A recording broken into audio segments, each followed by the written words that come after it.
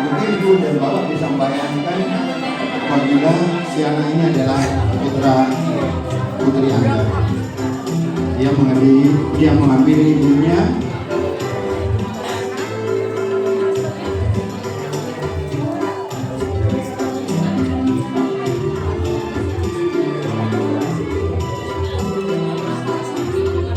orang paling utama orang tua pada anak adalah membangun adab.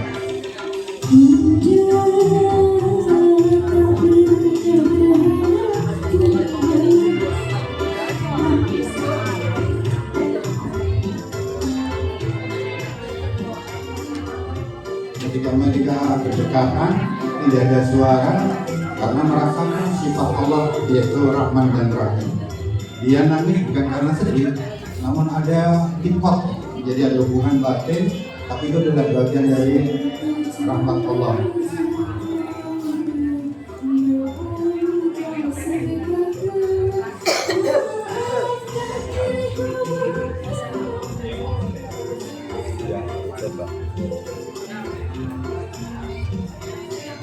Seandainya ada seorang anak yang bisa menjadikan orang tuanya tempat curah hatinya, maka bisa dikatakan hubungan batinnya bagus. Dan itu adalah sesuatu yang dominan untuk kedepannya kita memiliki generasi yang hebat.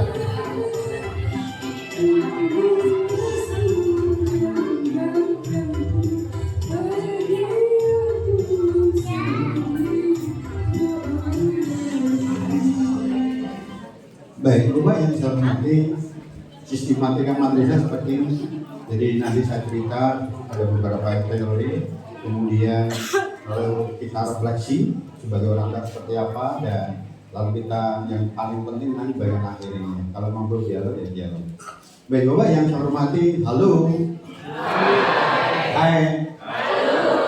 Ada yang kemudian perlu kita garis bawahi kalau kita kemudian harus punya semangat atau motivasi di dalam pola asuh atau parenting. Yang pertama, bahwa anak adalah amanah Allah ya, yang diberikan pada kita, untuk kemudian kita harus bisa memberikan dia berkah ya. Yang kedua, ini perlu pemahaman bahwa orang tua adalah pendidik pertama dan utama. Pertama itu bukan maknanya awal saja, namun setiap anak menghadapi masalah, pertama yang harus bisa bimbing orang tuanya. Ketika dia SD ada masalah, ada kendala, maka orang tua harus pandai mendidiknya. Ketika nanti dia mau kelas 4, kelas 6, nanti di kelas di SMP kelas 7 dan seterusnya, begitu dia menghadapi masalah, maka orang tuanya yang pertama kali yang akan mendidiknya. Kalimat pertama ini bukan pertama awal saja, namun setiap anak berhadapan dengan tantangan hidupnya, maka sang orang tua lah yang pertama harus berikan nasihat, dan itu butuh pengetahuan yang cukup. Kemudian yang juga perlu dipahamkan ini cara saya, bahwa sukses orang tua kita yang sudah berkeluarga, kuncinya adalah dari mendidik anaknya, bukan harta benda, jabatan dan sebagainya, namun siapapun kita, kunci di hadapan Allah itu adalah dari bagaimana kita mendidik anak kita. Kemudian yang juga harus dipahami bahwa bahagia orang tua yang datang itu ada pada anak, bukan bagaimana anaknya itu kemudian sukses berhasil, namun lebih dari itu ya. Saya pernah ada orang saya sering membantu orang tua sejak tahun 2000, karena memang saya belajar banyak tentang psikologi terkait dengan orang tua anak. Saya belajar banyak tentang hipnoterapi, neurologi, programming. Saya belajar tentang hipnotelepatis ya, bagaimana kita berkomunikasi dengan batin. Dari sana kemudian saya berusaha bisa membantu banyak orang tua. Ada orang tua ke saya sudah sepuh, sudah turun. Saya paham karena dulu kerja di Pemda. Dia menceritakan dia punya beberapa anak, maka anaknya bukan istilahnya kalau nggak dulu kakak ngerampil ya. Itu setelah selesai kuliah dapat ijazah, dia tidak mau kerja, dia hanya di rumah saja. Tapi kalau di rumah dia kecentok, ngomong ya bahasa Indonesia kita lagi ngomong. Kecentok itu bahasa Indonesia. Jadi kalau dia kecentok tersinggung, dia ambil benduk lalu jalan-jalan di depan orang tuanya. Kira-kira orang tuanya jadi apa? Kalau anaknya mbak benduk itu perasaannya apa orang tua? Takut kan? Iya. Dan itu berkali-kali sehingga dia ke saya. Lalu saya bilang ini cukup serius. Jadi kalau bapak ibu kerja ya agak rutin, nanti saya bantu dengan beberapa banyak caranya. Namun mohon maaf saya mereka. Saya bisa pastikan Anda dulu berdua ketika anak itu usia 4 tahun Anda bertengkar dengan hebat di depan anak itu. Lalu setelah saya ngomong itu mereka menangis. Kakaknya anak yang diceritakan datang juga, lalu dia berkata benar Pak Ram, meskipun dia ikut menangis dia membenarkan. Kenapa? Ketika anak usia 4-5 tahun dia dibuat rasa cemas, takut, maka itu akan dikembalikan ke orang tua lagi pada saat orang tuanya itu rentan. Dan itu tidak hanya sekali saya punya kasus-kasus itu. Oleh karenanya Ibu dan Bapak, saya di sini sampaikan bahwa bahagia kita ke depan kepada anak, bukan semata-mata anak itu bisa memberi ke kita, namun apa yang ada pada anak, perilaku anak, sifat anak, itu menjadi bagian yang kita bahagia itu tergantung itu juga gitu ya. Kalau kita sudah paham itu ya mari kita pastikan selama bisa mendampingi anak, berikan yang terbaik. Bu Bapak yang saya hormati, hai. Sekarang itu rata-rata orang tua mendampingi anak itu paling 12 tahun kan. Setelah itu dia akan mandiri, entah dia kuliah, entah itu dia kemudian berkeluarga. Setelah itu kita nggak bisa apa-apa. Tapi pas satu saat nanti ketika kita tetap membuat terus, mudah-mudahan diberi panjang umur, ya kita merasakan apa yang ada pada anak kita. Ya. Maka mumpung kita masih diberi kesempatan mendampingi anak, ya, dan itu nanti terbatas, lakukanlah yang terbaik. Dan begitu ya perlu ini. Nah, makanya ada istilah apa yang kita tanam ya juga apa yang kita. Nah, itu Bapak yang saya hormati di nomor 6 ini. Kan ada istilah begini, sesungguhnya orang yang sudah meninggal terputus kecuali 3 hal, ya. Amal jairah, amal jariah, kemudian ilmu yang bermanfaat dan anak yang soleh. Sudah meninggal saja masih terhubung dan Allah menjamin hubungan itu, apalagi masih hidup. Makanya beberapa kasus yang ke saya ada umpamanya ibu ke saya Pak Pram, saya udah kelas 3 tapi kok nggak mau belajar, malas.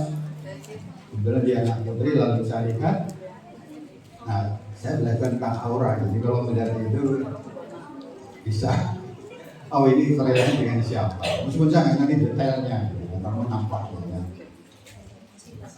Saya tanya, ini bapaknya di mana? Lah kenapa? Enggak lah, saya tanya bapaknya bagaimana? Yaitu Pak Pram setelah bapak itu pensiun di rumah cuma nonton TV, duduk saja, gitu ya. Lah gimana tahu Pak Pram? Sampaikan pada bapak, mulai sekarang pastikan punya kegiatan apa? Ya apalah, mungkin tanam-tanaman, bikin apa? Bikin hobi baru, pot atau kalau enggak ya itu apa, pelihara ikan akuarium biar ada kegiatan.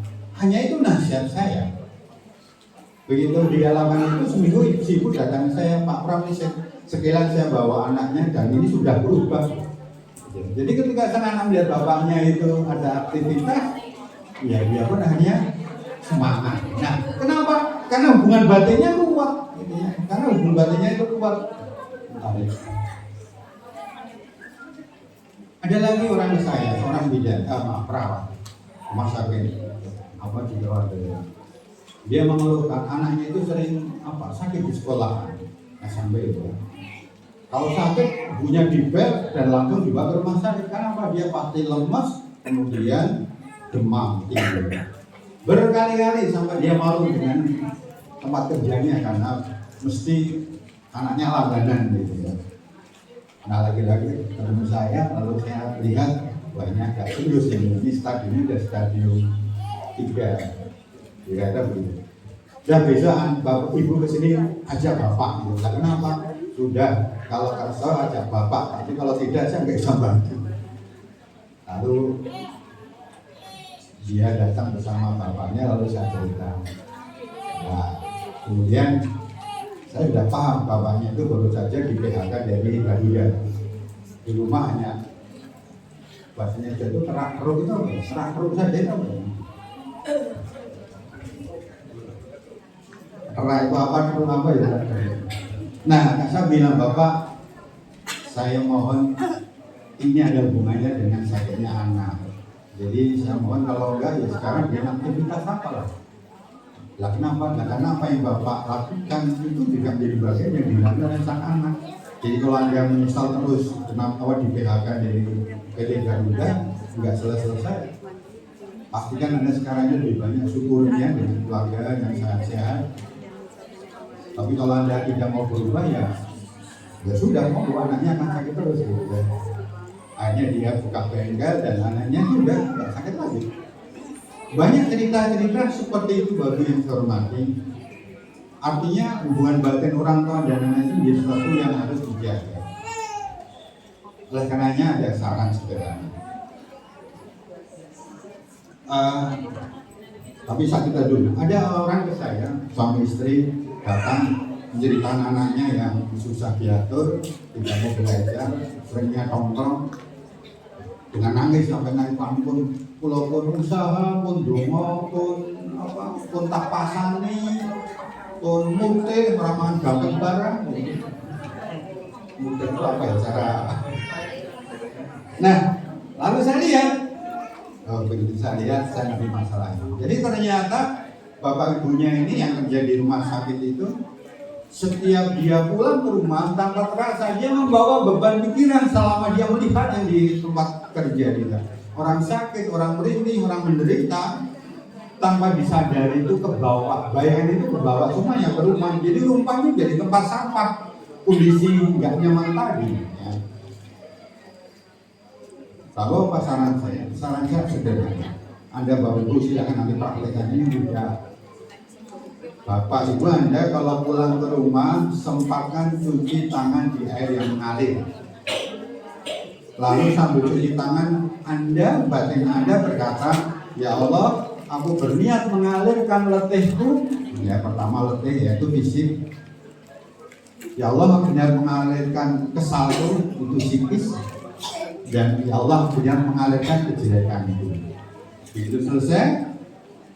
Lalu berniat dalam hati Allah, aku berniat pulang ke rumah membawa kebaikan hatiku. Lalu sampai ke rumah sebelum masuk tenang dulu, berniat menuju kebaikan itu dipakaikan lagi. Lalu baru belum salam, assalamualaikum. Ibu bapak, kalau anda mau masuk rumah anda ucapkan apa? Salam itu sambil masuk atau sebelum masuk? Sebelum itu jalan atau berhenti? Berhenti pak.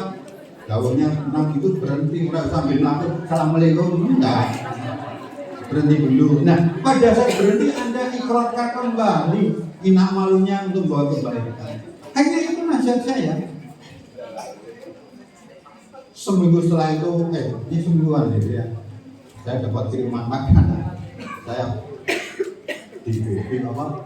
Mereka mengenai Pak Ram ini sedikit kurang, saya sekarang nilai sudah bagus. Gitu. Berapa ya? 2 bulan ada kiriman bahan pakaian. Saya tanya lagi, Bu ini apa kok ya kayak seperti ini? Pak ini sedikit syukuran anak saya diterima di UGM dan satu-satunya anak yang diterima karena dia bukan di sekolah SMA negeri. Nah, jadi beban-beban ini ngaruh buat Bapak. Maka saran saya pakai filter tadi insya Allah sudah bagus. Karena Anda tetap tersambung. Anda nggak cerita pada anak Anda, tapi Anda dalam kondisi sedih, jengkel, marah, goblok, berdedek, kuciwa. Kira-kira orang lain tahu nggak? Tahu lah, apalagi kita rumah ngerti kan? Tidak yang ngerti, langsung tersambung perasaannya. Maka ini yang ada buat anak satu nggak betah di rumah, dia kemudian jenuh naik belajar, ngantuan, apalagi ngentutan, Oke, ini makanya ini kita jaga. Makanya sering-seringlah, nah ini sering-seringlah kita baca istighfar untuk menjadikan diri kita, ya. Sering-seringlah kita saling memaafkan, ya. Nanti tak tunjukkan trik memaafkan yang seperti apa, ya. Baik. Nomor 7 lagi otomatis lah. Saya persilakan nanti kalau selesai ini mau dikopi silahkan. Saya silakan aja Pak. Nanti kalau Pak Ananto berkenan buka di WA share ke teman-teman, ya. Nah, parenting atau kita mengasuh itu ada 6 hal yang harus kita pahami. Yang pertama adalah kita harus bisa sebagai seorang yang membina. Membina itu apa? Kita jadikan anak kita ini menjadi yang seperti kita harapkan. Harapan itu apa? Harapannya adalah apa yang kemudian diamanahkan untuk didik anak. Kalau kita menggunakan undang-undang Sisdiknas gitu ya, undang-undang 20 2003, di sana ada 8 tujuan pendidikan nasional kita yang kemarin agak tidak dipahami oleh Menteri Pendidikan.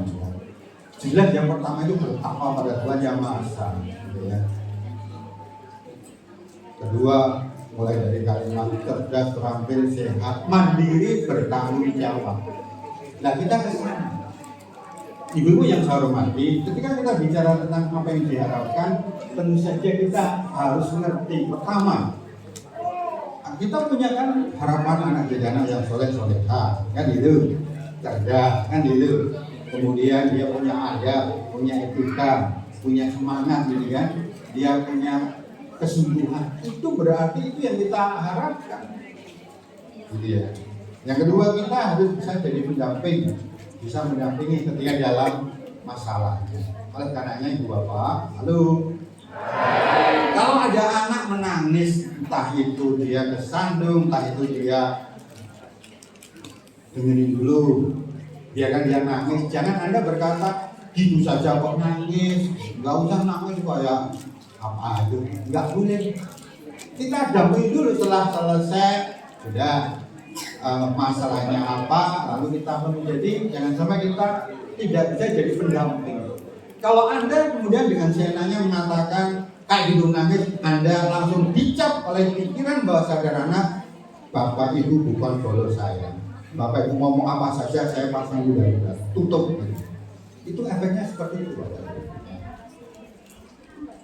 Ya, dari sekian kasus yang saya bantu pada orang tua, salah satu kelemahan kita adalah konteks mendampingi. Ya. Bapak yang saya hormati, sebenarnya saya ini agak malu ini kalau berdiri ya. Karena begini, kalau kita sedang mau atau akan menasihati anak ya, termasuk ini nanti kita bisa mengarahkan dan sebagainya, kita tidak bisa menasihati dengan cara berbeda posisi. Anda berdiri, anak suruh duduk plain, jago nggak tak ngomong, rumah kayak nggak bisa.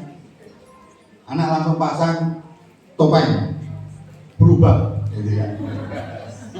Dan Anda sudah apapun kata Anda nggak akan didengar.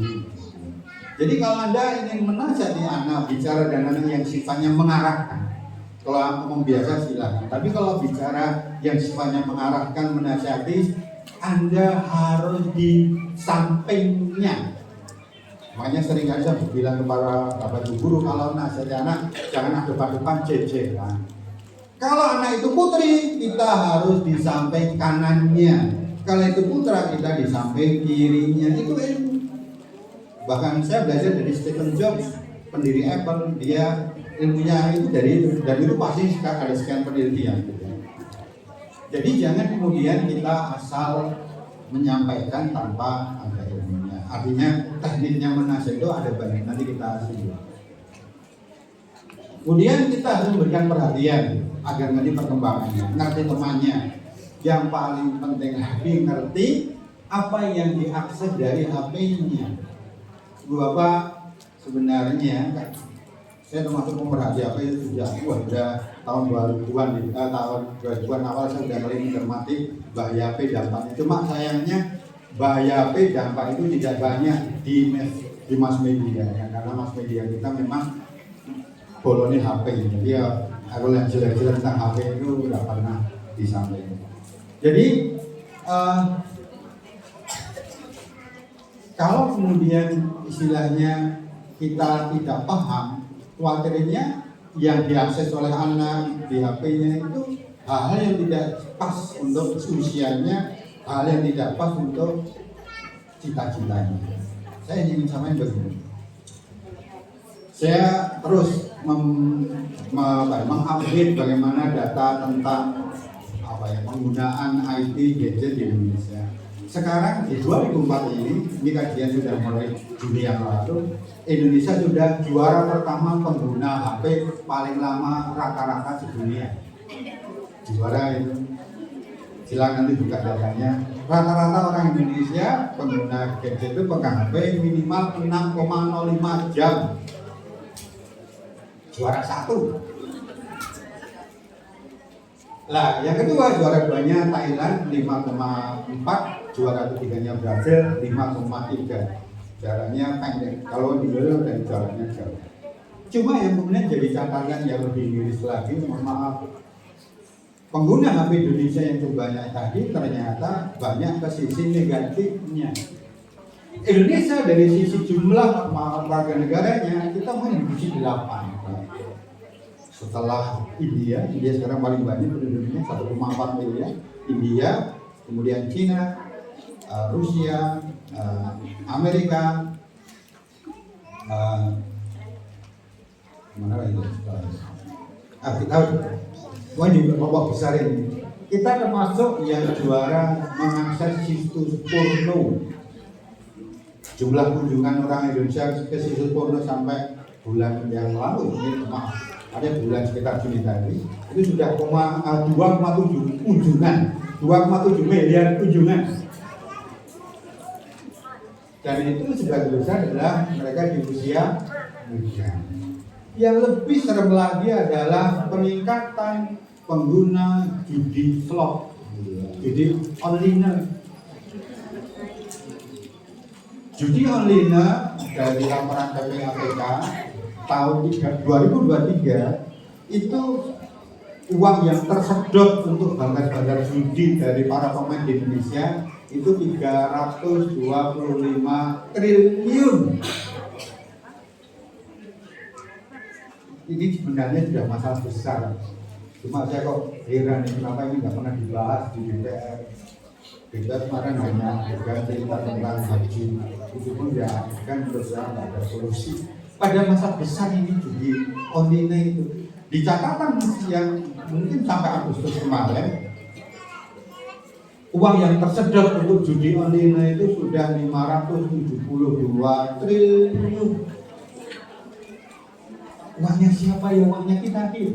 Dan yang paling miris adalah peningkatan paling banyak pengguna judi adalah usia mulai dari 12 tahun, 10, 12 sampai 18 tahun. Dia bekerja enggak? Enggak. Dia minta orang tua. Dan ke saya, sekian banyak orang tua saya melaporkan, mengeluhkan anaknya yang ketagihan judi online dan tidak banyak yang saya berhasil. Apalagi orang banyak yang saya enggak rajin. Jadi apa ibu dan bapak? Kalau kita tidak ada perhatian tentang gadget anak-anak itu, kita tidak akan berkembang. Maka sesungguhnya, mohon maaf, untuk anak SD itu sebenarnya tidak punya gadget. Kalau dia ingin bermain, pinjam orang tuanya. Oh berapa jam? 1 jam ya, kembalikan. Di negara-negara Eropa, Australia itu sudah ada tidaknya larangan. Kalau kita beli gadget sudah ada tulisan gadget ini hanya siap untuk usia 13 tahun ke atas. Di Indonesia ini nggak ada, petunjuk itu nggak ada. Padahal itu bagiannya ke otak luar biasa. Nah, oke, kita tanya dulu. Kita harus bisa berikan pengarahan pada kita. Bu Bapak, halo. Yang harus juga sering kita ngomong adalah tentang masa depan. Jadi kadang-kadang kalau pas anak selon aja ngomong, kamu besok setelah dari MI kemana? Ya kok Kutarjo ke Luwano, bukan itu sekolahnya. Oh sekolahnya di sini. Nah, Anda ketika aja tentang cita-cita, saran saya Anda uji. Oh bagus nak, hebatnya. Ibu bapak, kalau anak punya cita-cita yang itu bagus, tidak usah dicela. Namanya memang ada seorang ibu lapor, Pak Pernah anak saya ingin jadi pemain sepak bola, gimana ya? Dukung saja. Kenapa? Begitu anak punya cita-cita, Anda nggak dukung, Anda langsung dicap, Bapak Ibu bukan bolo saya. Gitu. Kalau dia nggak punya bolo di rumah, cari bolo di luar sana. Makanya kalau anak nggak dekat dengan kita, boleh jadi kita kadang-kadang tidak menghargai, mengapresiasi cerita masa depan dia. Karena SD, SMP itu masih lahir ibu bapak, yakinlah pasti berubah. Maksud yang saya bilang tadi, dia pun hanya berubah gitu SMA, dia inginnya di sekolah di fakultas itu. Cerita tentang masa depan bisa juga cerita tentang profesi. Kamu besok mau jadi apa? Jadi pilot, hebat. Aku bilang aja hebat bang dia kan. Pilot apa? Pesawat terbang, helikopter, pesawat penumpang, pesawat penumpang jadinya apalah. Anak kan berimajinasi. Tapi begitu Anda mengajak anak bicara tentang yang anak ngomong banyak, Anda bagian dari jiwanya. Ini yang kemudian disebut sebagai hubungan batin yang kuat. Nanti suatu saat lagi ada cerita, besok kalau kamu sudah jadi pilot, kamu mau beli apa? Ya beli Pak, kendaraan roda 2. Masa hanya roda 2? Ya nanti tambahnya roda 7 umpamanya. Roda 6 barisannya 1. Jadi silakan kita tanya apa saja. Dan kalau kondisinya bagus nih Bapak, Anda kalau kondisinya bagus, kalau Anda tanya besok kamu sudah punya uang banyak, kamu sudah hebat, Bapak Ibu, kamu akan mempersembahkan apa Bapak Ibu? Nah, jadi dia mulai berpikir pada satu kelak dia harus mempersembahkan sesuatu untuk ayah bundanya. Kalau Anda bisa seperti ini, hebat ya. Anak itu akan fokus ke cita-citanya karena dia sadar bahwa perjuangan dia dalam rangka membahagiakan orang tuanya. Bapak yang saya hormati, halo. Hai. Yang paling sering diabaikan dalam proses pertemuan penasihat ini adalah berdoa. Jadi kalau Anda sudah sampai menasihati yang anak cerita tentang itu lalu akhiri dengan doa, semoga Allah kabulkan cita-cita. Doa. Ya meskipun dengan baca Al-Fatihah, Bapak Ibu guru juga seakan begitu kalau sudah selesai menasihati doa.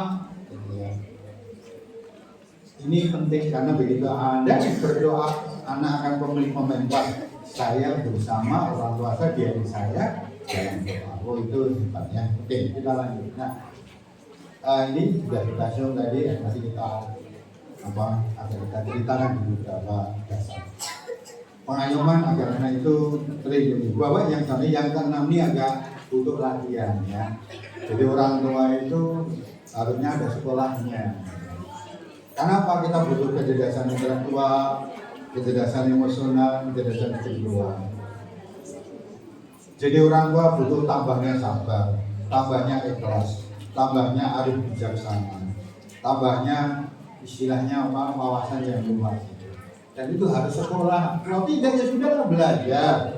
Kalau tidak yang ngaji, kalau tidak yang belajar dengan mereka-mereka yang lebih dari yang kita. Karena kalau tidak belajar, seolah-olah jadi orang tua itu otomatis. Lah kalau otomatis yang nggak pas. Saya juga seringkali sampaikan pada teman-teman bapak guru, Anda sudah S1 itu belum cukup. Anda harus belajar. Belajar itu hukumnya wajib. Kalau tidak belajar, dosa. Bukan bodoh, dosa. Itu hukumnya wajib. Kita bisa belajar dari banyak hal. dari buku, dari informasi dan sebagainya. Makanya kalau kita yang jadi pengayom, jadi kita harus punya wawasan yang luas. Nah, salah satu bentuk pengayoman kita adalah cara kita berkata, cara kita melihat anak kita, cara kita menjaga ekspresi kita, cara kita memberikan sanjungan, pujian dan sebagainya. Itu pengayoman. Ya. Jadi jangan sampai anak di rumah isinya adalah objek marahnya orang tua. Gitu ya. Sekarang mamanya anak memecahkan gelas, dia jalan tepat lalu tangannya nyamper gelas, kelotak yang Anda gimana sikap Anda? Ayo gimana melihat anak memecahkan gelas? Borok-borok, meneh-meneh, beripate diukur ora. Bapak, ini adalah momentum yang penting karena apa? Dari peristiwa itu sesungguhnya kita bisa belajar banyak.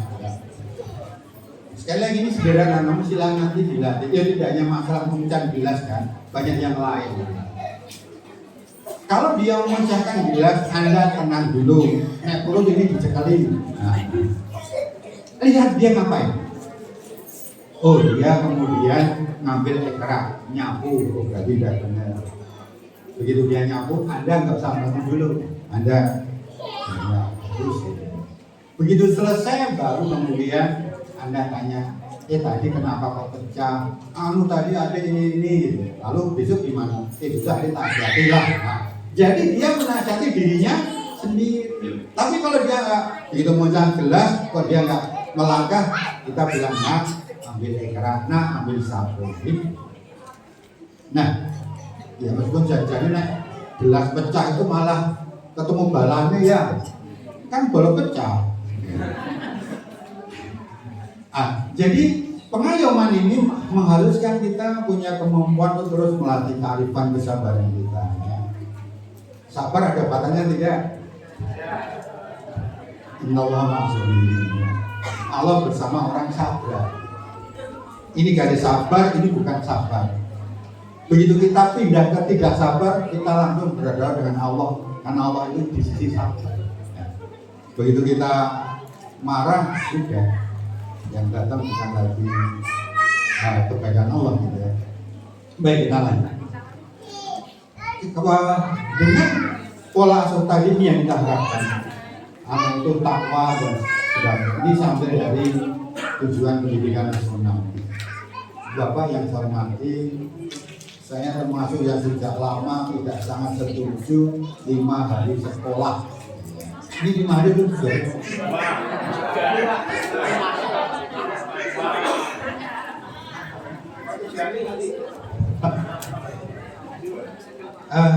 Kenapa ini Bapak? Saya belajar tentang otak. Ya. Saya belajar tentang frekuensi otak. Otak itu kalau dipaksa letih dalam konteks gelombang beta itu tegang dia fokus itu, dia akan fatigue, dia letih. Makanya sekarang SMA, SMK yang 5 hari sekolah, dampaknya apa Ibu dan Bapak? Dampaknya ya nanti biarlah masjid-masjid itu. Kira-kira kalau hari itu yang di masjid kira-kira siapa? Ya kalau nggak lansia ya anak kecil-kecil. Kan gitu. Di tempat sini kira-kira sama nggak ya? Itu maknanya apa? 10 tahun jangan datang mulai kosong lah masjid. Begitu lansia ini sudah meninggalkan kita, sang generasinya sudah mudah gitu. Karena melatih sholat, melatih ibadah itu bukan sesuatu yang mudah.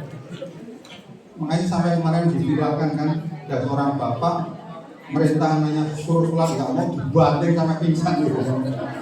Jadi nggak boleh lah sampai begitu. Tapi yang jelas kurikulum yang ada sekarang ini, mohon maaf kalau saya menilai itu sekuler, sangat sekuler, memisahkan agama dengan negara. Ya moga-moga ini menteri yang baru tidak meneruskan yang lama lah.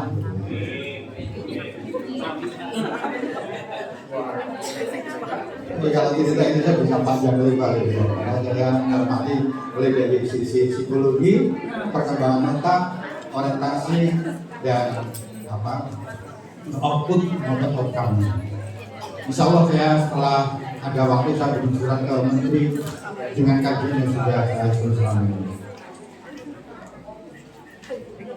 Nah, Bapak yang saya hormati termasuk ini, beretika, bermoral yang baik.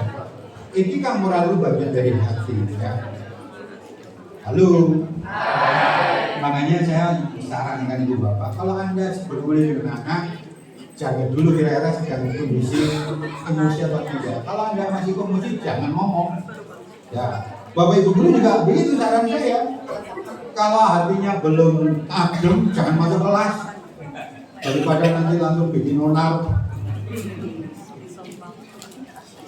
Mohon maaf, ini ada ekskulnya nggak? Saya nyusul lah teman-teman guru yang atau yang pelatih SR itu juga dipantau gitu. Karena kadang-kadang mungkin mereka tidak terbiasa di kelas, terbiasa hanya tujuannya tercapai, namun lupa menjaga aspeknya. Saya dilapori beberapa orang tua yang orang tuanya latihan jumber, nggak salah dihukum pusat sampai rumah langsung. Ada yang langsung mimisan gitu. Macam-macam lah. Karena Pak, mereka yang ngajar eskul kan nggak terbiasa bicara tentang mendidik gitu kan, ilmunya ini tidak ada. Nah, kita lanjut. Nah, yang perlu dihindari di dalam mendidik jangan memaksa anak, dipaksa anak sebagai fotografi kita terbiasa marah atau terbiasa dengan memanjakan. Nah, Ibu Bapak yang hormati, jangan semua permintaan anak itu dipenuhi. Ya. Kita harus batasi. Dulu waktu saya dinas, ada staf saya kalau ke kantor bawa anaknya yang misalnya 4 tahun. Kalau pas dia nangis marah-marah, ya saya paham itu gini. Namun setelah 2 kali saya bilang ke ibunya, kalau dia nangis kamu diam aja. Apa kalau dia belum dilakukan biarin aja. Kenapa? Usia 4 sampai 5 tahun biasanya anak punya keinginan untuk mengendalikan orang tuanya dengan tangisannya. Makanya setelah saya latih sekali atau 2 kali itu nangis dibiarkan saja, kalau dia bilang Bu, apa itu sudah didekati, enggak usah jangan ngomong gitu ya. Udah Bu, ini kunci. Begitu dia nangis terakhir udah diam saja. Tunggu nih. Model saya, anaknya masuk kamar, kunci tak menewai sarap ngomong.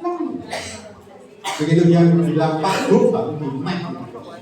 Nanti anak itu terbiasa kalau dia punya keinginan ngomong, tidak harus dengan cara nangis. Staf saya pun begitu sekali kayak gitu, hanya sekali setelah itu anaknya nggak tahu lagi nangis. Kalau punya keinginan ngomong. Cuma nanti kalau Anda masih bersama dengan orang tua itu yang repot. Baik merasa nangis kok nangis baik. Bilang aja ke kakek neneknya Dewi Pak Pram gitu. Saya pun juga sudah kakek nenek yang sudah karena saya sudah punya cucu, insya Allah tambah lagi cucu itu. Oke ya. Kemudian ini sudah kita sebut tadi, nah Bapak yang terhormati, yang ketujuh ini ya, jangan sampai kita ini lupa memberi sanjungan. Ada orang ke saya, Pak Pram, gue dibantu.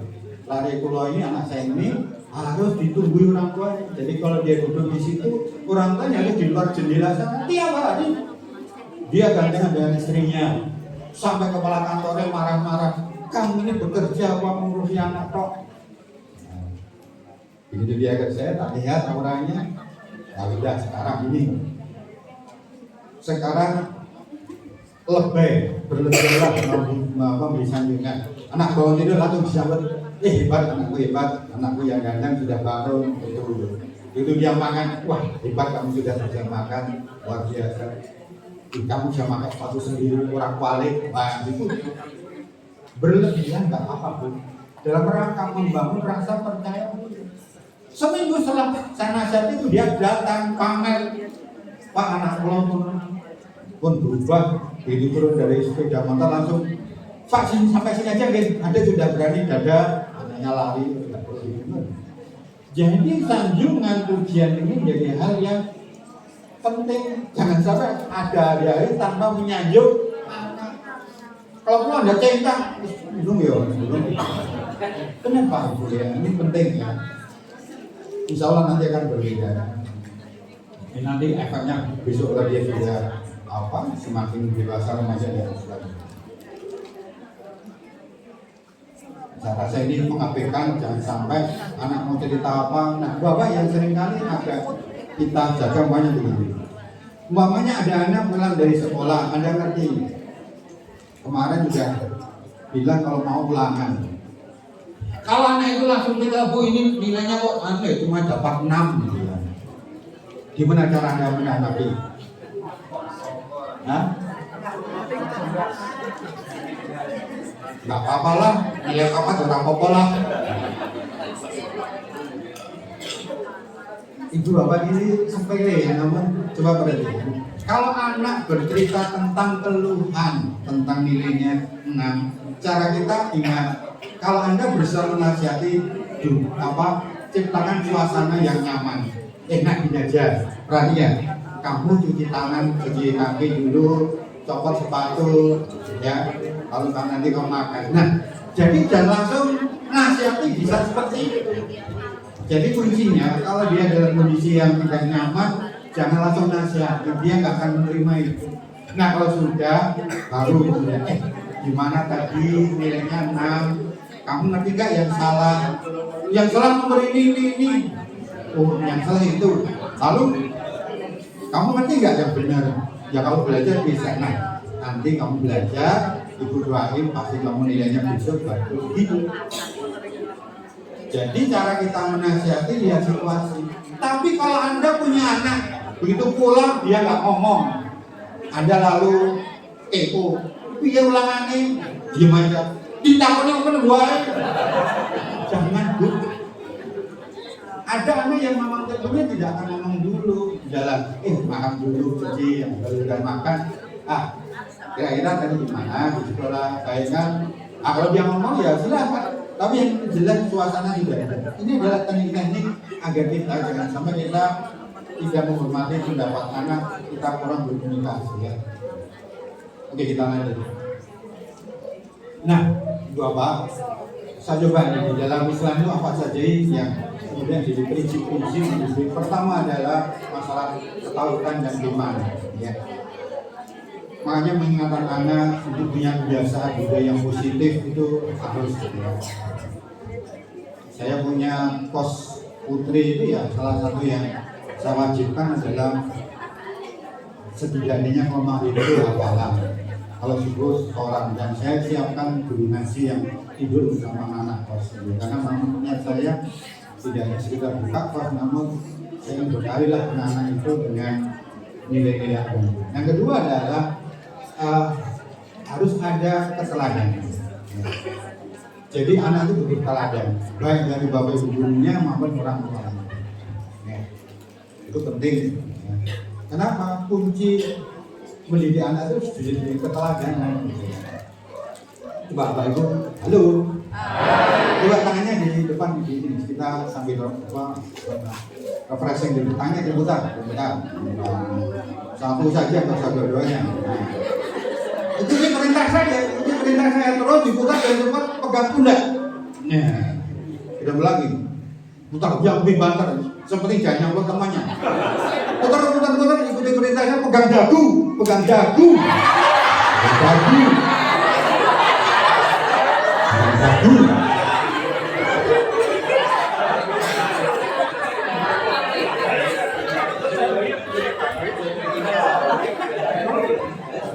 Yang ibu dengar pegang apa? Yang anda pegang apa? Jadi, kenapa anda pegang dari? Karena melihat contoh. Jadi anda pun di rumah, bahwa anda ngomong apapun, anak tetap melihat yang dilihat itu bukan yang diomongan. Anda ngomong yang baik-baik, namun tidak memberi contoh kan? Ya, bisa ada. Pembiasaan ibadah menjadi hal yang penting. Jadi mengingatkan mulai dari ingat, maka sudah Dua belum. Kalau kita biar tidak, mohon maaf ya, biar tidak terlalu sering ngomong, ya di meja itu dikasih kertas gambar, ditulisai doa mau makan letakkan. Biar tidak tiap hari kita mengingatkan. Di tempat tidur kita siapkan tulisan doa mau tidur. Ada doa bangun tidur, kalau mau tidur doanya Bismillahirrahmanirrahim ya, kamu kalau bangun tidur doanya Allahumma barik lana bima razaqtana. Alhamdulillah. Jadi itu adalah cara kita memberikan dia kebiasaan. Karena kebiasaan ini kalau tidak kita lanjutkan dia abot Pak. Sudahlah. Siapa di antara Bapak Ibu yang tadi begitu kakinya melangkah keluar baca doa kulahumma Bismillahirrahmanirrahim. Lalu pada saat kita naik kendaraan selesai baca Bismillah majriha usaha Nabi Al-Quran. Jadi itu kalau kita tidak dilatih nanti sampai tua ya susah. Dua yang saya hormati saya tapi ya tahu saya rata-rata hafalan anak-anak setelah SMA itu yang dipakai sampai tua gitu ya. Artinya apa? Kalau sampai SMA kita tidak latih anak kita dengan doa-doa itu nanti kedepannya sudah lupa lah. Kalau nggak ada kesempatan belajar agama yang bagus kecuali di saat pendidikan dasar dan menengah itu. Sekali lagi, tidak ada pendidikan agama yang bagus yang paling pas untuk usia anak kecuali di dasar dan menengah. Maka kalau dasar menengah kita tidak isi dengan bagus, repot Pak. Dan sekarang banyak masalah kalau saya boleh cerita ya. Oke. Di dalam Islam juga kita pakai bunyinya nih. Akhlak budi pekerti ini penting ya. Belajar contoh apa yang dibilang oleh Nabi, kita harus berikan tentang hukum agamanya, ya. Sholat seperti apa, mana yang boleh, mana yang tidak boleh. Kadang-kadang didetailkan ya rinci gitu ya. Detail bagaimana memakai mukena, kalau kita sujud jangan sampai hukumnya itu kena ke tempat kita sujud jadi nggak sah karena benda itu ikut kita. Kita perlu memahami tentang ilmu agama sama itu aja ilmu pengetahuan ya. Nah yang harus diberikan juga kasih sayang dan kesabaran. Nanti kita uraikan di nasihat yang baik kita harus sudahan dan ini harus bijak dalam memberikan pengarahan. Bapak yang saya hormati, ini sedikit kalau kita mencari beberapa dasar di Al-Quran. Yang paling terkenal adalah di Quran surat Al-Luqman 13, 14, 16. Luqman berikan nasihat pada anaknya mulai yang pertama tidak boleh menggugah selain Allah, berbakti pada orang tua, anak harus bersyukur, mendirikan salat dan sebagainya. Ini Ini dasar-dasar yang memang dilakukan di diminta. Kalau di surat Al-Isra ada larangan berkata gitu. Bukannya perlu kesah. Jadi kalau anak sampai berkata itu jadi melanggar. Gitu. Jadi kita ingatkan. Dengan orang tua itu harus sama. Kata aja orang minta dijaga. Larang minta orang tua. Nah ini diawali dari siapa? Ya dari kita sendiri. Sekali lagi dan Bapak, setiap kita kembali ke dasar-dasar di Al-Quran, Anda pertama kali tidak langsung ini namanya ini catatan dari Pak Pram, kamu nggak boleh begini begitu. Enggak, Anda koreksi dulu, Anda baru kemudian ngomong ke anak. Ya ini masih ada lagi tambahan, Nah ini bahkan kalau kita baca surat Al-Baqarah kan kita melihat Allah itu bersumpah kali pertama bersumpah atas diri, bersumpah ketika Nabi di Mekah, lalu bersumpah atas nama pertalian orang bapak dan anak. Iya, Anda jangan nanti baca di tafsirnya. Allah sampai menjadikan hubungan orang tua, utamanya bapak dengan ini menjadi sesuatu yang luar biasa di hadapan Allah. Ya. Itu maknanya apa?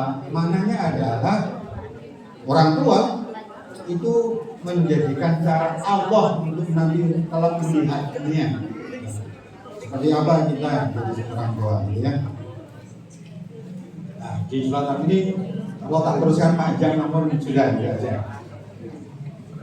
Tapi di hadis juga ada, ya. Di hadis ada perintah agar kita itu memberikan penghargaan mulia anak dan juga mengajari tata krama. Ada 3 hal yang kita harus didik pada anak, mulai dari mencintai Nabi, mencintai para keluarga Nabi, dan kewajiban baca Al-Quran. Di hadis riwayat At-Tirmidzi, Nabi ngendika bahwa yang paling baik yang bisa kita lakukan pada anak adalah kalau kita bisa menjadikan anak itu punya adab. Jadi sekali lagi, yang paling baik yang orang tua bisa berikan di kurangnya Nabi adalah kalau kita bisa menjadikan anak kita punya adab, punya tata krama. Bukan sekedar dengan kita, namun tata krama dia dengan sesama, dengan temannya, dengan lingkungannya. Kalau ada anak kok umpamanya anak-anak yang pakai motor lalu knalpotnya brok itu kan dia nggak menghormati orang. Jadi jangan sampai ukuran etika hanya di keluarga kita, namun juga di luar, ya. Nah, Bapak, ada yang menarik di hadis yang dari Abu Ya'la, dari Aisyah radhiyallahu anha. Istri Nabi itu ngendika bahwa di surga itu ada yang namanya rumah kebahagiaan. Nah, rumah kebahagiaan di surga ini hanya diberikan untuk orang tua yang bisa membahagiakan anak-anaknya. Artinya apa? Tidak sekedar memarahi dan sebagainya, termasuk bisa bahkan kalau kita berikan bekal yang cukup, diri yang benar dan sebagainya. Nah, ini kelemahan diri anak seperti ini, dan nanti bagi belajar. Bapak yang saya hormati, halo.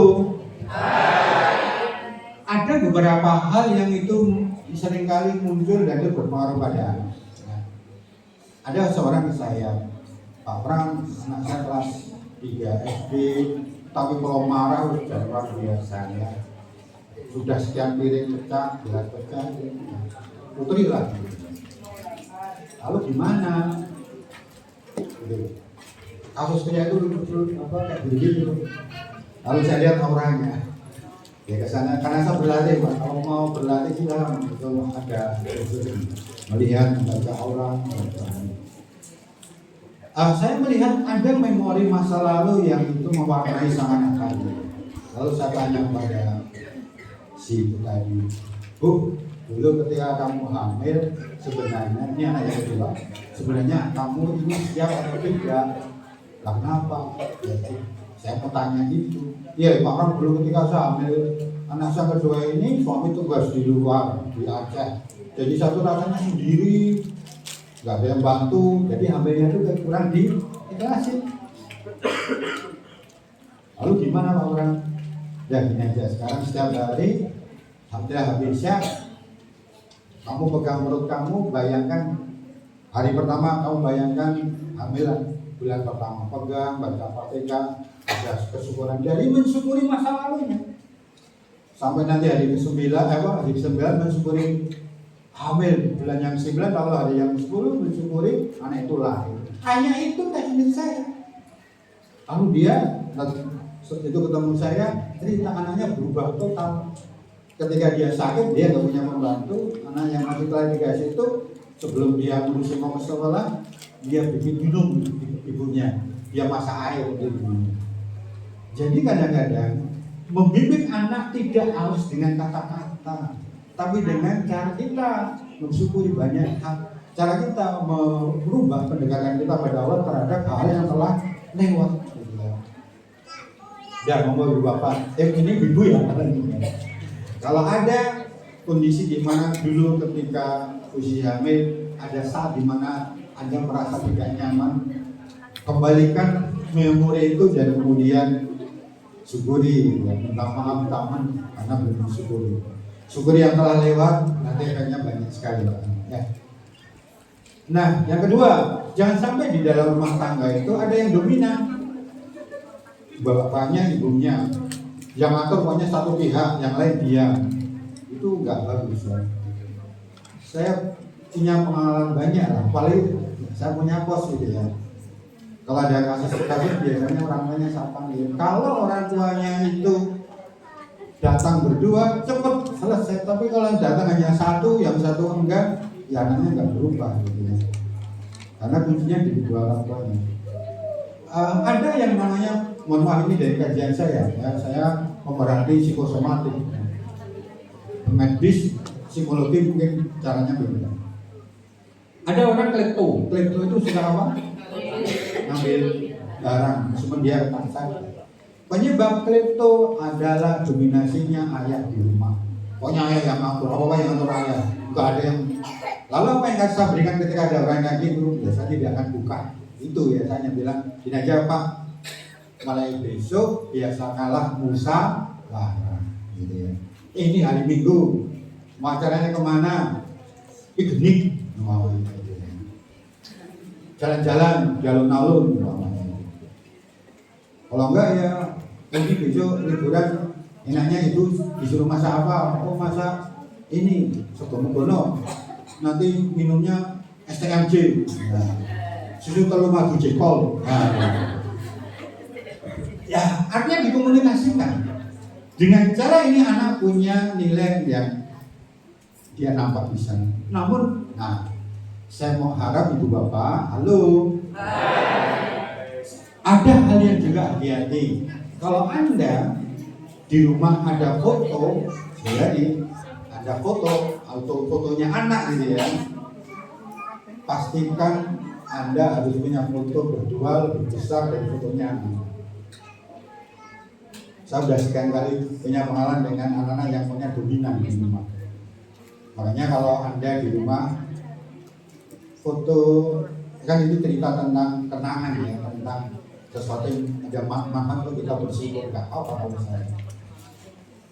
Kalau ada foto anak, maka harus ada foto Anda lebih besar dari fotonya anak. Karena kalau di rumah hanya foto anak yang dominan, anak akan terbiasa mau mendominasi. Tapi ini jangan disamakan anak, ini jangan ini Pak Pram, nah. Fotonya kamu harus lebih kecil, jangan. Ya mungkin ada masalah tempatnya kan gitu ya. Karena dari tahun 2002 sekarang banyak orang. Dulu saya buka praktek Pak Bu, nah, sekarang ngatur waktunya susah loh.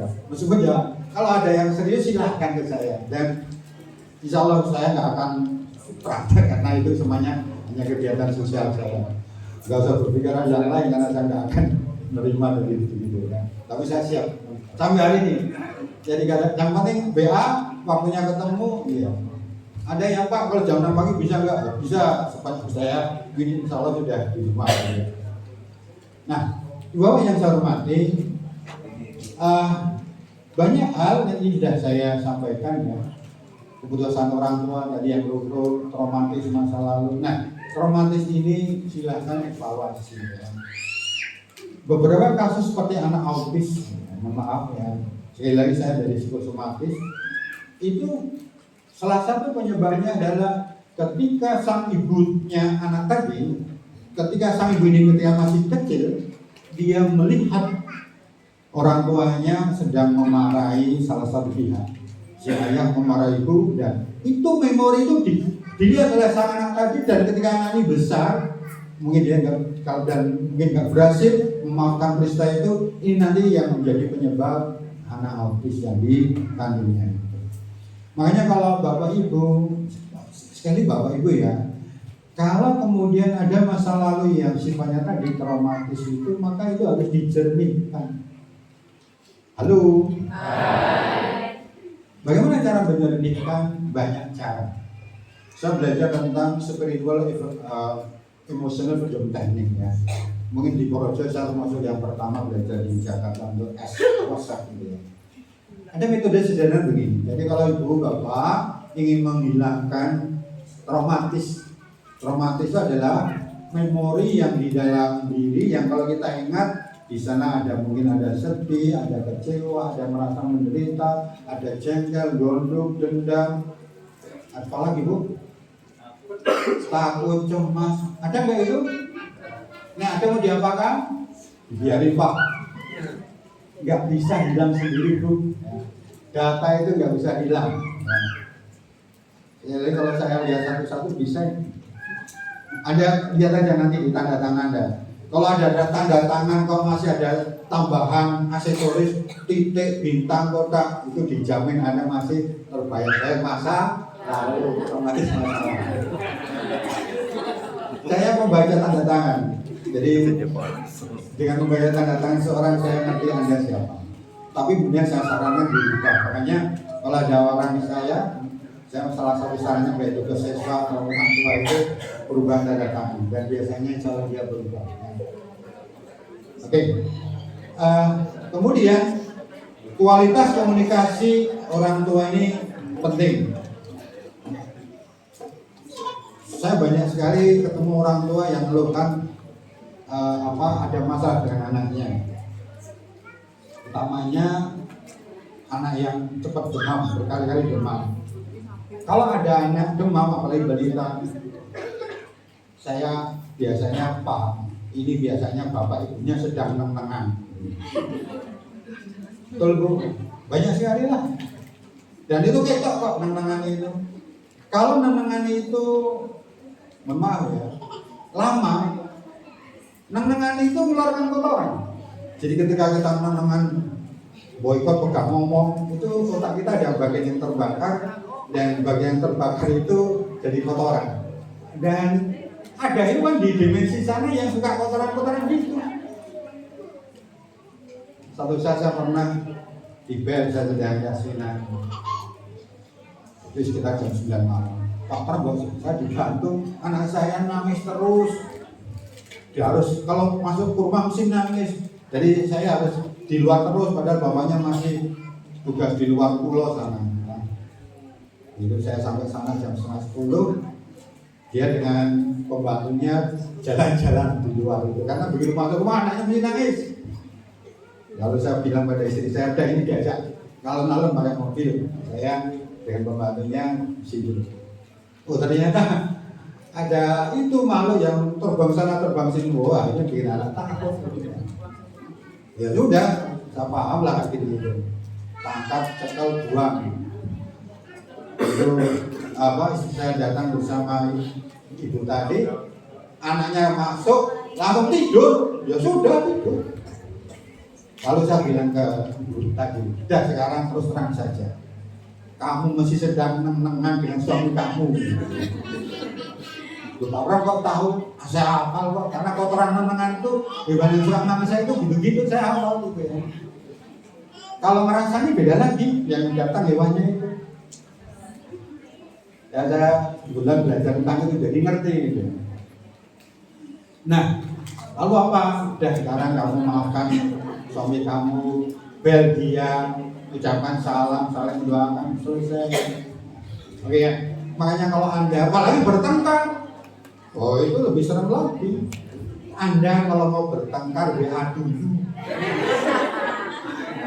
Mak, aku arep nesu. Nah, nanti kapan? Nah, Anda janjian lah. Dah, tunggu. Nek perlu timbang nang omah anak ngerti yuk nesu alun-alun. Nah. Ibu bapak, saya setiap kali menangani kasus-kasus yang lucu-lucu gitu. Kebetulan saya tergabung di AHI, Asosiasi Hipnoterapi. Ada kasus begini, ada seorang anak begitu dia selesai kuliah, nilainya bagus, setiap dia mau melamar kerja, tinggal satu langkah pasti gagal. Sampai-sampai akhirnya ke kita dengan teknik hipno ada yang namanya past life, ada yang namanya sonambulisme, kita turunkan lalu kita cari akar permasalahannya dan sambil komunikasi, lalu akhirnya ketemu bahwa ternyata anak itu punya trauma ketika mendengar suami ayah ibunya bertengkar. Jadi dia cerita, saya nggak suka uang karena kalau uang saya takut. Kenapa dulu? Karena dulu saya pernah mendengar Ini anak itu sambil ngomong sambil dalam kondisi ya. Karena dulu ketika saya mendengar tentang uang, orang tua saya barusan bertengkar, dan sejak saat itu saya takut dengan uang dan kerja nanti ketemu maka saya nggak mau. Jadi anak ini dalam pikiran bahasanya nggak mau uang gara-gara pernah mendengar orang tuanya bertengkar gara-gara uang. Nah, ketika ditanya, "Lah kamu waktu itu di mana?" Apa jawabnya dia? "Saya dalam kandungan ini." Makanya hati-hati kalau ibu yang hamil. Itu orang Jawa itu pinter ini ya, kalau usia 4 bulan ada acara apa? Mapati ya, masuknya bro gitu kan. Lalu 7 bulan ada apa? Mitoni, terbentuknya otak. Semuanya dengan doa itu benar gitu ya. Karena apa? Bagi kita yang namanya hidup itu tidak hanya di dunia, ada perjalanan juga sampai ke akhirat, maka harus diisi dengan nilai-nilai yang positif ya. Keteladanan jelas. Bapak ini banyak sekali kasus-kasus. Kalau saya terangkan bisa sampai sore ya. Anda nanti lihat nomor 1 ada enggak, nomor 2 ada enggak, 4. Ya, nanti baca. Yang ada nomor berapa kan nanti di. Sekali lagi ini silakan nanti silakan di copy, dibaca, direnungkan dan sebagainya. Saya pernah malam-malam itu ya, saya datangi orang bapak-bapak. Bapak-bapak itu hanya ingin bilang matur nuwun. Saya juga heran kenapa matur nuwun. Lalu dia cerita, "Pak, setelah istri saya meninggal dunia, lalu saya bersih-bersih di almarinya, saya menemukan buku catatan tentang nasab akram dalam didik anak. Saya jadi baru tahu istri saya ini berubah setelah acara dengan Pak Kram gitu ya. Ya diantaranya ya jadi sadar kalau saya begini dampaknya begini ya. Lah bapak nanti kalau mau di kopi silakan ya. Bapak, mari kita lihat yang satu ini.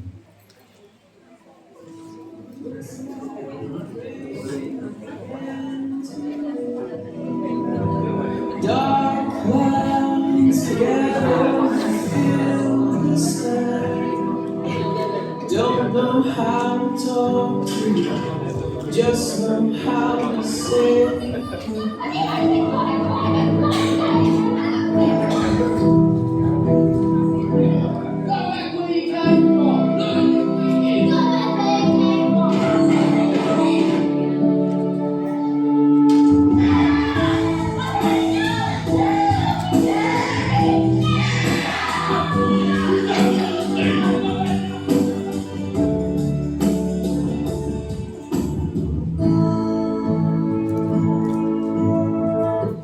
Jadi pada intinya ibu bapak, anak itu sebagaimana yang dia lihat pada orang tuanya, ya, baik dekat maupun jauh.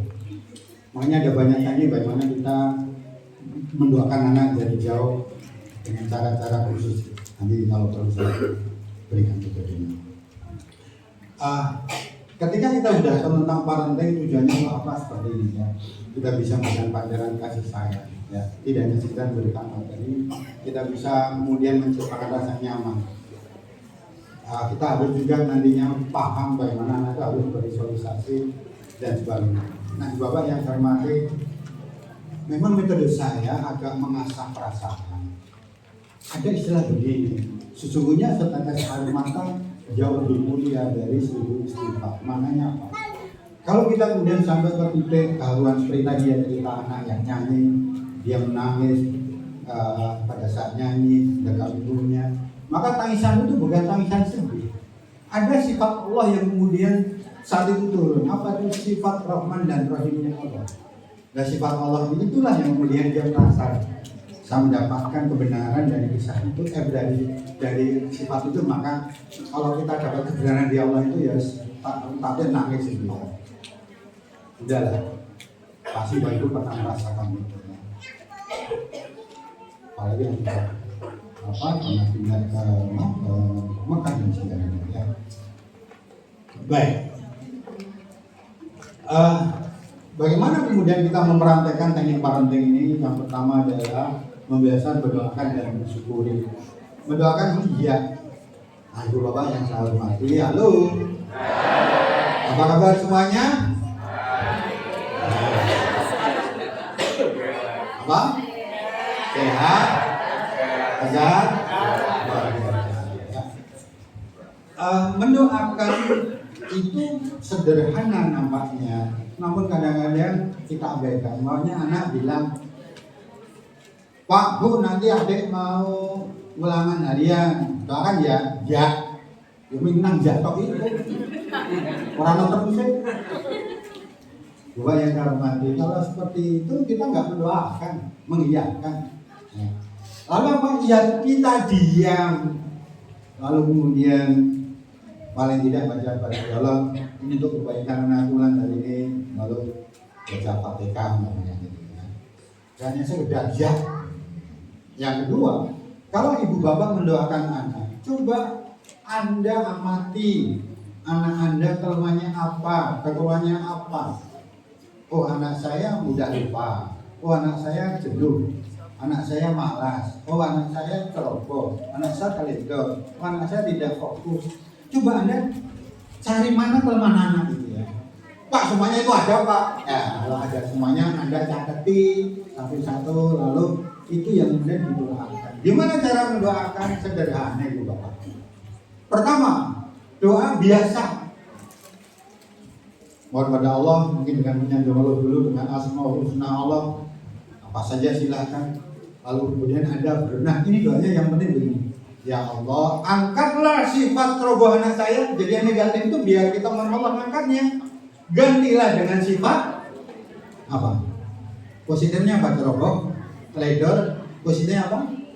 Cermat dan ya Allah, angkatlah sifat ceroboh anak saya. Gantilah dengan sifat cermat dan teliti. Ya Allah, angkatlah sifat malas sholat anak saya. Gantilah dengan sifat rajin sholatnya.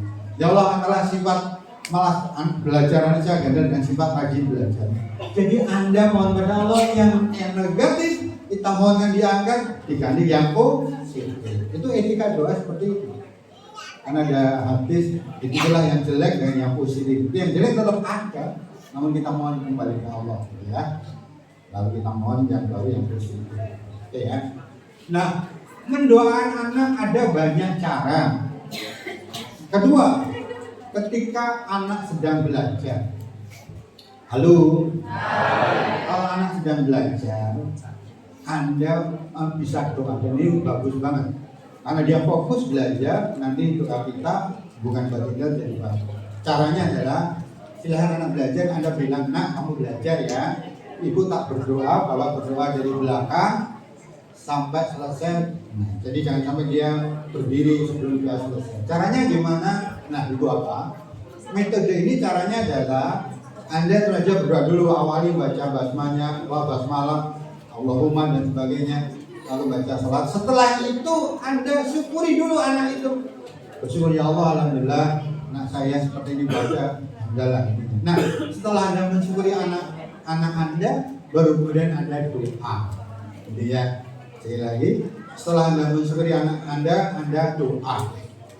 Doanya yang positif tadi. Apa itu? Nah, Ibu Bapak, setelah Anda mendoakan yang positif, lalu yang kedua, yang berikutnya lagi, Anda berprasangka positiflah, berhusnudzon pada Allah dengan membayangkan sifat positifnya anak itu. Sekali lagi, setelah Anda berdoa yang positif, Anda kemudian membayangkan positifnya Anda. Maunya Anda bayangkan anaknya rajin sholat, anaknya belajarnya semangat, itu dibayangkan. Kenapa? Karena bayang ini nanti akan terkonek pada sistem pikiran hatinya anak. Karena sesungguhnya ada korelasi antara jantung kita dengan anak, utamanya melalui uyang-uyang ini. Tapi tutup dari belakang kok tadi begini nggak bisa. Ya, makanya kalau saya dibel malam-malam, Pak Ram ini anak saya nangis nggak berhenti. Udahlah sekarang pegang anak itu, bokong, tempelkan ke dada sebelah kiri, kamu baca istighfar aja. Udah, tak tunggu. Setelah sampai lagi 5 menit, gimana? sudah tidur. Jadi ada korelasi sebenarnya antara diri kita melalui jantung kita kan. Makanya kalau pas belajar silahkan berdoa dari sisi belakang. Ada lagi berdoa, nah ini biasanya saya pakai untuk yang kelas berat, kasusnya berat ya. Yaitu berdoa berdua orang tua, bapak ibu, ketika anak ada masalah yang memang perlu dibantu. Ini pun kalau nggak berat ya bisa. Caranya apa? Caranya adalah ketika anak itu sudah tidur lebih dari 1 jam, orang tua, bapak ibu, kalau bisa di dekatnya atau di kamarnya anak, kalau tidak di luar, satukanlah ujung-ujung jarinya ini. Ujung jari ya, ujung jari Pak, jangan begini nanti malah remat-rematan ceritanya gitu. Ujung jarinya saja. Yang pertama yang harus dilakukan adalah saling memohon ampun pada Allah, baca istighfar. Paling tidak 1,5 menit, kalau baru sudah menit. Baca istighfarnya dirasakan, intinya mohon ampun berdua. Setelah baca istighfar 1,5 menit atau 2 menit, lalu yang kedua adalah berniatlah saling memaafkan lahir batin. Nah, Anda harus memaafkan si istri, makan suami, sama istri lahir batin. Sudah. Ketika Anda sampai ke level saling memaafkan, saat itulah energi ke target Anda akan ke anak. Itu sesuatu yang luar biasa. Sekian kali saya membantu orang tua dengan kasus yang berat, mulai dari radang otak dan sebagainya. Alhamdulillah sudah di ruang isolasi. Alhamdulillah sembuh. Saya kalau orang ke rumah saya nggak ngasih apa-apa, tidak ngasih air, saya ngasih cara-cara saja. Orang itu melakukan sendiri. Karena saya tidak ingin orang itu tergantung saya. Nah, setelah saling memaafkan lalu dilepas, lalu berdoa yang sama. Makanya udah jadi ini doanya apa? Pokoknya anaknya sakit apa, ya Allah sakitnya. Kalau sudah, kemudian ya silahkan baca Al-Fatihah, lalu kemudian tiupkan ke arah jantung dan bulu-bulu. Entah nanti Al-Fatihahnya mau berapa kali terserah kepada kalian. Tapi yang jelas ini adalah metode mendoakan yang sifatnya khusus. Tapi nanti kalau Anda sudah besar, dia kuliah, doa dari jauh, nah, nanti ada tekniknya lagi, tapi jangan sekarang ya. Komunikasi punya sudah, ini berbentuk parenting, ya, saling menguatkan, meyakinkan kalau dia bisa, gitu ya. Bawa anak tumbuh dengan seperti ini ya. Jadi sudah semuanya sudah saya sampaikan. Nah, sedikit saya mau cerita tentang hal yang paling sekarang itu tadi sudah saya singgung tentang gadget. Jadi yang pertama adalah ini efek negatifnya ya, menjauhkan hubungan orang tua dan anak. Jejeran, yang makan bersama tapi gadgetnya juga. Makanya sebenarnya kalau di rumah itu pelataran gadget itu. Ya dilatih, dipaksa itu. Daripada nanti efeknya negatif banget. Ketagihan, kecanduan, dan ini susah diatasi. Orang-orang yang kecanduan gadget itu biasanya jadi tidak fokus pada cita-cita masa depan. Saya kadang-kadang miris begini Bapak. Tahun 2020 WHO sudah menetapkan, WHO ya, World Health Organization, Badan Kesehatan PBB sudah menetapkan kecanduan game itu adalah penyakit jiwa. Tapi nggak ada kemudian sosialisasi kan dari Kementerian Kesehatan, dari Dinas Kesehatan. Itu sakit jiwa itu berarti yang parah gitu ya. Nah, cuma di Indonesia katanya sakit jiwa itu pernah dianggap itu. Rumah sakit jiwa Keramat itu sekarang berubah dari penyakit rumah sakit umum gitu, jadi sakit jiwa itu pernah dianggap gitu. Sampai sekarang, sampai yang namanya calon bupati, kan dites itu ya, saya ngerti itu. Nah, saya yang cerita orang-orang rumah sakit, dites. Ya, kalau kemarin pilkada yang sekarang tesnya di rumah sakit di Klaten.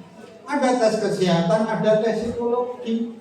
Cuma kita nggak pernah ngerti hasilnya. Padahal saya pernah dicerita, iya hasilnya ada orang gangguan jiwa sih, jangan alami. Tapi ya oleh apa PUK, KPU yang olah saja. Udahlah saya nggak urusin pil-pil itu lah ya. Tapi yang jelas ada kesan seolah-olah gangguan jiwa ini diabaikan. Ya. Makanya sekarang kasus di Indonesia itu wah, luar biasa. Di negara lain sudah mulai berkurang jumlah LP rumah tahanan gara-gara mereka lebih paham tentang aturan. Indonesia malah tambah kemerunyuk. Ya. Ada kerusakan otak apa?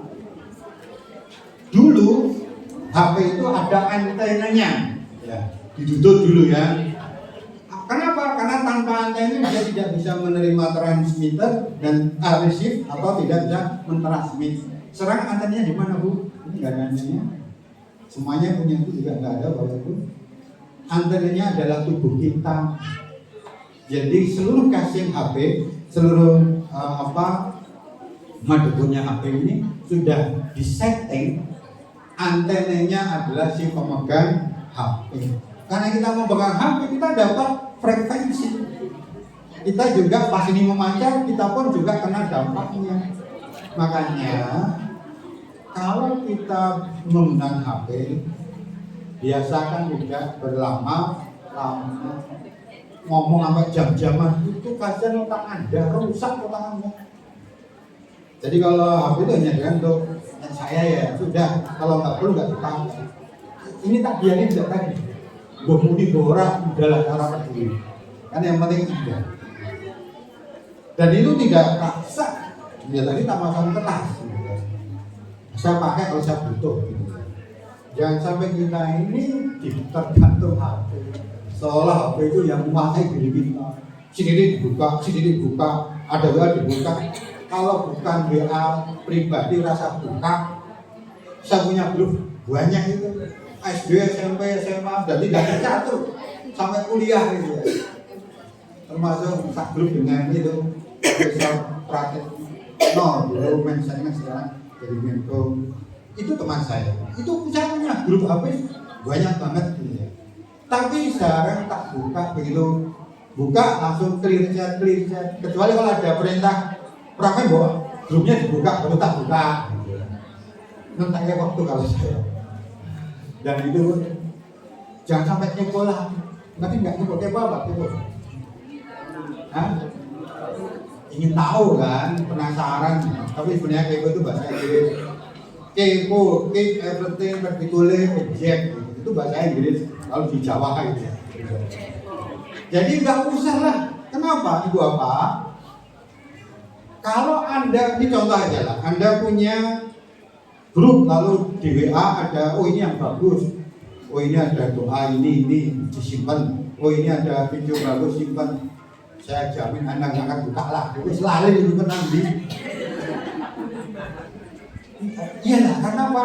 HP materi di HP ini nggak bisa untuk diingat Pak, karena pancaran radiasinya nggak ada. Sampai hari ini saya ada kelompok pengajian hafalan Quran pakai HP nggak ada.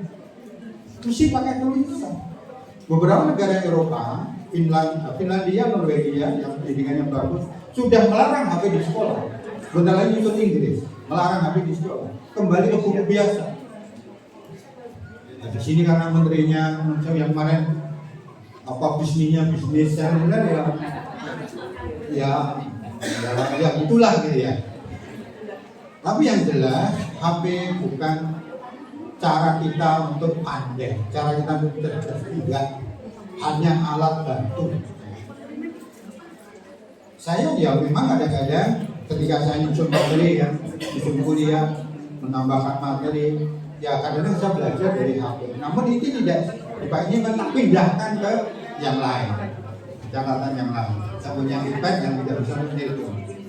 Nah dengan itu saya pindahkan data. Jadi kalau suruh cerita, ya saya masih ingat, karena kalau di iPad yang tidak ada untuk telepon, saya lebih bisa ingat. Yang di situ saya nyatat apa aja, saya ingat dulu. Insya Allah saya ingat. Makanya saya suka sejarah, saya suka parenting, saya suka pramuka itu di situ catatannya apa lengkap ya. Saya tiap malam Kamis ngisi di radio. Bapak kalau kerja itu aja malam Kamis di radio Irama FM. Bisa streaming, namun kemarin streamingnya kayaknya terganggu. Setiap malam jam 8 malam. Sebagian besar materi saya tentang motivasi dan parenting. gadget seperti ini ya.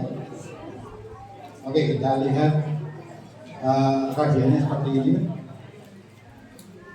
Mulai dari merusak otak, termasuk mudah lupa, demensia itu penyebab utamanya apa ini? Kalau ada cerita tentang haji, orang-orang naik haji ketika di pesawat bingungi, jengking pundi mbah kok bingungi arep makan kita. Nah itu. Jadi dia sudah nggak bisa bedakan antara realita dengan yang ada di pikiran. Itu bagian itu dampak dari HP juga. Gangguan jantung terbaru ini ada kan artis yang ya semuanya Allah gitu ya, tapi ketika dia nggak apa-apa, ini teman Rapi, teman Orani saya pada hari Minggu dia masih acara Jambore on the air, lalu kemarin meninggal, masuk rumah sebentar. Ada gangguan jantung baru yang bukan baru, nama baru diketahui, sebenarnya diketahui baru tahun yang lalu, namanya Cardian Maras. Kalau di brosur mungkin jurnalnya masuk ke jurnalnya rumah sakit Siloandi yang menulis itu.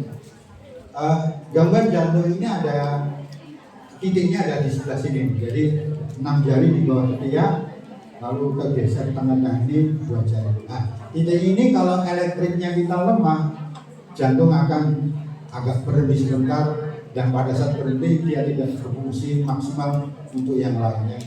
Lah gadget itu membebani. Ya. Makanya ibu bapak hati-hati jangan suka simpan HP di saku sebelah kiri. Ada orang saya di rumah sakit, dia jantungnya suka nggak nyaman, diperiksa dokter itu nggak ada apa-apa. Ke saya sekarang pindah dia dulu, lagi simpan HP. Akhirnya apa? Itu jawabannya di HP itu pindah, masukan aja ke tas. Ya. Nanti kalau cerita ini panjang lah, kalau suatu saat mengalami gangguan, saya bantu apa ini. Nah, sifat negatif yang lain seperti ini.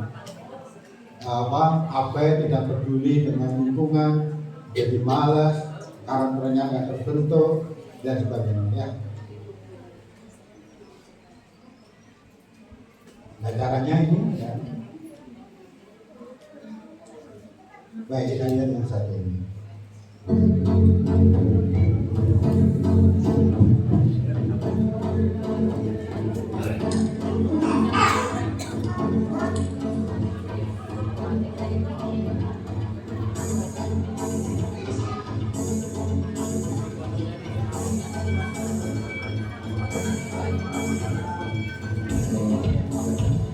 Jadi wajahnya mati sebelah gitu.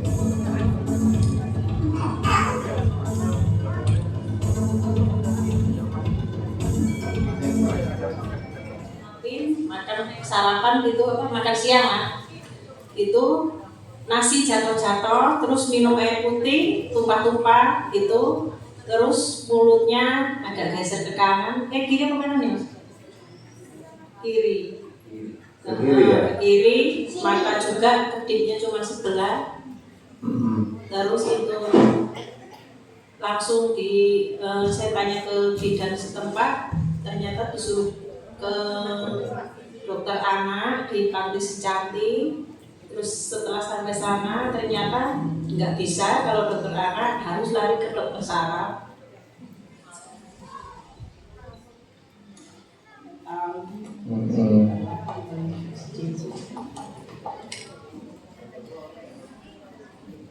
Dalam sehari itu lebih dari 6 jam berarti Pak? Ya, seperti itu. Pokoknya ya kalau nggak dikasihin nangis. Ya gimana namanya orang tua kan?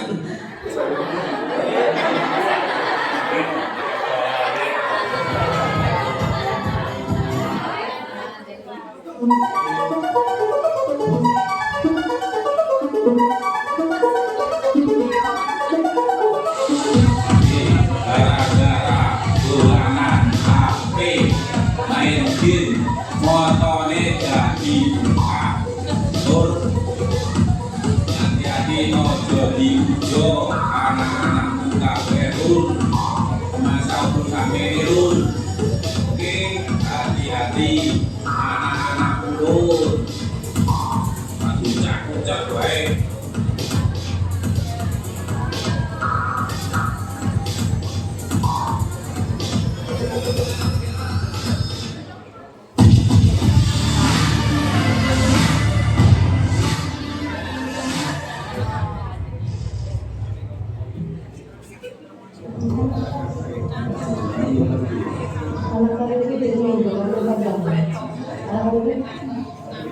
enggak belum kalau enggak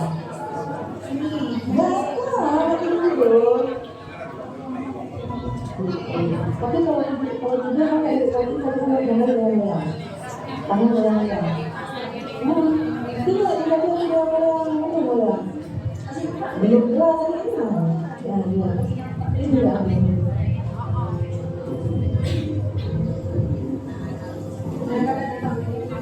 lu kalau kita apa, ini ada lagi